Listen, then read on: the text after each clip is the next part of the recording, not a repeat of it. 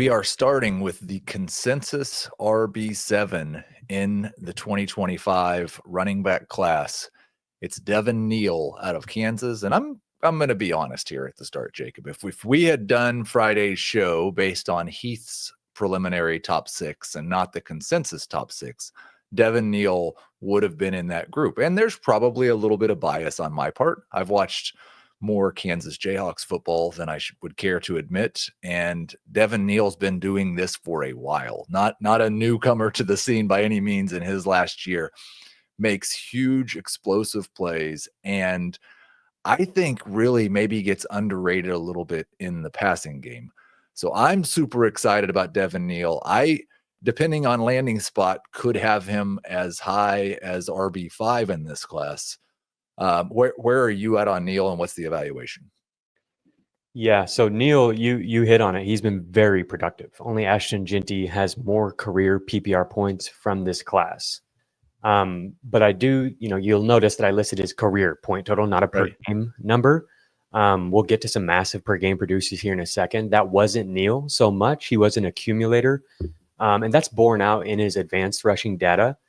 Middling avoided tackle rates. But that's definitely not the end all be all. I famously was worried about Saquon Barkley's avoided tackle rates for reference. And then he went nuts. Another great example is Travion Henderson has the 4th lowest career rate in terms of avoided tackles per rush among the running backs in this class. But so that you can still be productive even if you're not making people miss a lot or creating a ton of yards on your own. But Neal is not exactly the big play speed threat that Henderson or Saquon Barkley are, Right. So that does give me some concern. I do think that he has the quickness to make, one guy miss, like make a miss in a phone booth, that kind of thing. He's definitely got the lateral agility, but as an athlete, he is a little bit underwhelming. That shows up in his testing. I do think it shows up on film. Another thing I would say about him is that while he can contribute on passing downs, he is a really natural and clean and smooth receiver. I think he might be like in the bottom half at least, if not even like the bottom third of this class as a rusher. And people are going to get up in arms. People really like Devin Neal. And I get it. He's a great player, great collegiate player, but like he's not as powerful as I think he should be for somebody with his build. He's 5'11", 211, 215, something like that. But he had the 5th lowest rushing success rate on short yardage runs.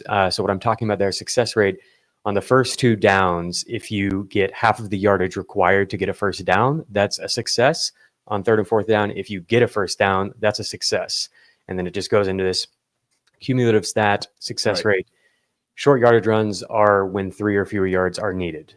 He wasn't very good on those, and I do think that shows up in a lack of contact balance and leg drive that a lot of running backs in this class have in spades. There are some really strong, more compact running backs.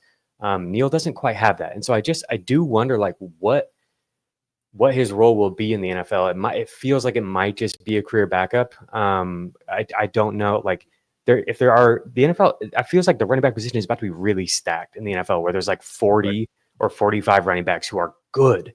And if most teams are going to have a guy who's better at getting those extra yards that you need than Neal, I don't know what his role will be. But he's definitely intriguing. He's a really complete player. You think he's a little bit more dependent on landing on a team that doesn't have one of those rushers right now? Because we know, like you say, 40 or 45, there's already, I think we would say, a handful up to 10 teams that may have 2 of those guys. And there's going to be some teams that already have one, and maybe it's an older one, like a 29 or 30-year-old running back, and they're going to add a rookie. If Neal, let's say, I'll give you a hypothetical landing spot, lands, he's the first running back Denver takes in round 4. And now he's just competing with those guys and not with the other 40 running backs in the NFL. Does that landing spot make a big difference for him? Yeah, of course. Yeah, Denver is the ideal landing spot for running backs, especially if it's a running back who can contribute as a pass catcher. Mm-hmm. That would be if he gets the Sean Payton vote of confidence and they don't have much else that they add, then it's like, yeah, push him up the board for sure. In that situation, he's like, I think you could put him close to round 1 in dynasty startups, like for sure. He definitely has the skill set to play all three downs. And at the end of the day, I mean, Joe Mixon has shown us for year after year after year, if you're playing all three downs in the NFL, you're probably going to be productive for fantasy.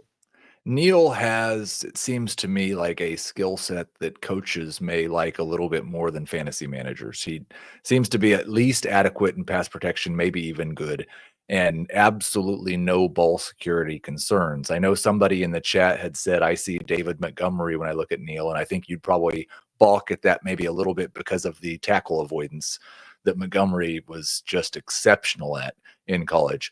But one thing that guys like Montgomery and even Jamal Williams before him in Detroit, there are coaches that really just like the guy who does what he's supposed to do. You think it's a good description of Neal?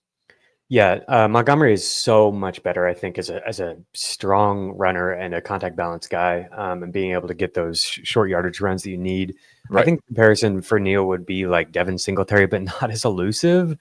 But like that is kind of the fact that you're alluding to. Like somebody, I mean, coaches have definitely loved Singletary, and he's gotten on the field everywhere he's went.